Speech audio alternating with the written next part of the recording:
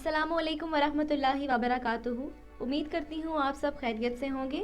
आप देख रहे हैं आपका अपना चैनल रूहानी वजीफ़े एंड हेल्थ। नाज़रीन, आज का हमारा ये अमल हर बीमारी से हिफाजत के लिए है, हर बीमारी के इलाज के लिए बहुत मुजरब है।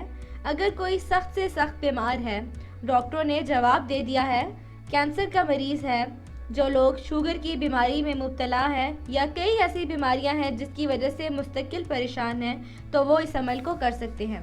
इस अमल के बारे में आपको ख़ास बात बताती चलूं, अगर आप इस अमल की जो ख़ास तरतीब है 40 दिन, आप अगर इस अमल को मुकम्मल कर लें 41 दिन, तो इंशाअल्लाह ताला इस अमल की बरकत से पुरानी बीमारी भी ख़त्म हो जाएगी। अमल की तरतीब बताने से पहले अर्ज़ करती चलूँ, किसी भी अमल को आप करें नमाज की पाबंदी साथ लाजमी करें।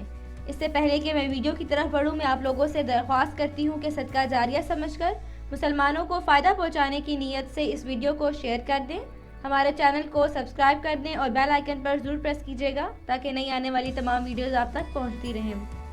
नाज़रीन, अमल की तरतीब कुछ यूँ है। 41 दिन आपने इस अमल को करना है और 41 मरतबा रोज़ाना करना है।